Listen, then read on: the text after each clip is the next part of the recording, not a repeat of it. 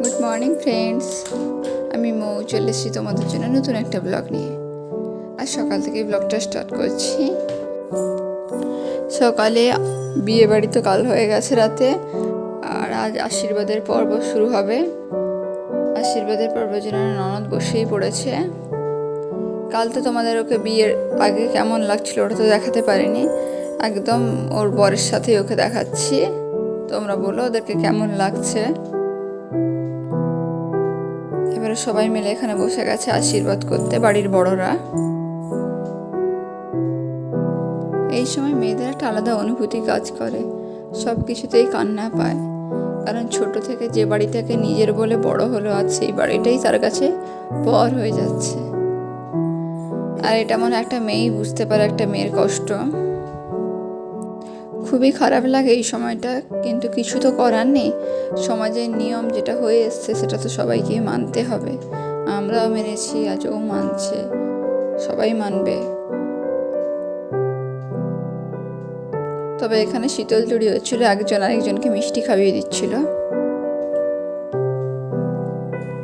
এরপরে বেরিয়ে পড়ে, আর সবাই খুব কাঁদছে, কাকিমা পিসিমণিরা সবাই খুব কাঁদছে, দেখে খুব কষ্ট লাগছিল।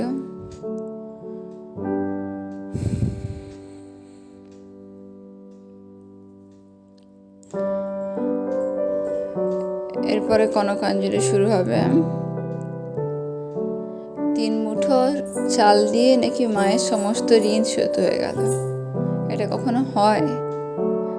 তাও করতে হয়।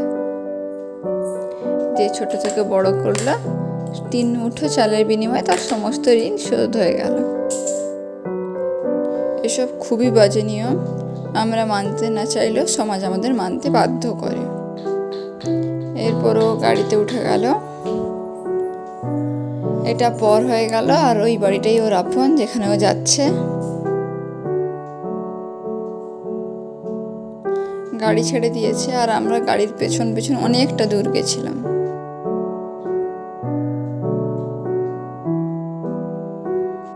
সবাই মিলে আমরা ওর পেছন পেছন একদম মেন রাস্তা অবধি গেছিলাম।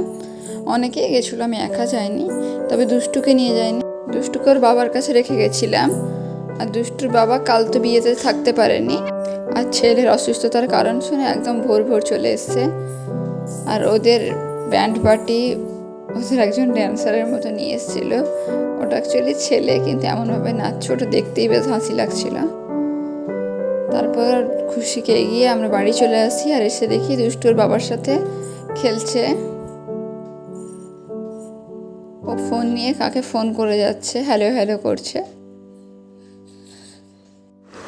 ও তো সবাইকে ফোন করতে দেখে, তাই ফোন কিভাবে কানে নিতে হয় ও সেটা খুব ভালো করেই শিখে গেছে। এরপর ও ছোট পিপির সাথে খেলা শুরু করে, আর ছোট পিপিকে ওর ফিডিং বোতল থেকে জল খাওয়ায়। ওকে আমরা যেভাবে ঠিক জল খাওয়াই, ও ঠিক সেভাবে যা দেখে তাই করে। এরপর সন্ধে সন্ধে করে আমরা সবাই বেরিয়ে পড়ি।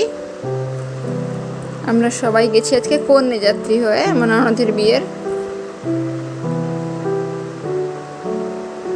ওদের বাড়ির গেটটা খুব সুন্দর সাজিয়েছিল।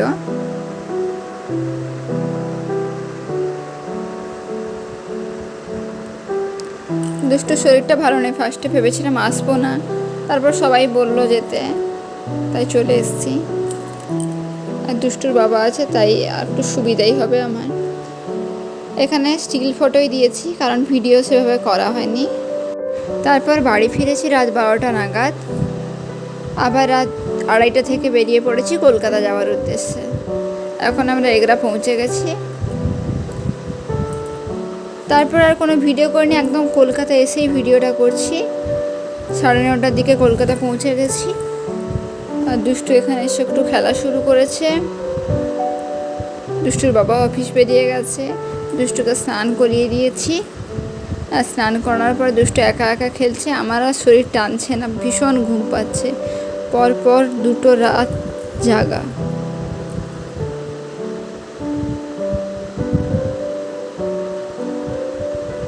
এবার দুষ্টুর কাছে যদি ঘুমিয়ে পড়ি আমি, তাহলে দুষ্টুকে লক্ষ্য রাখবে কে, তাই বাধ্য হয়ে আমি জেগেই আছি দুষ্টুর কাছে।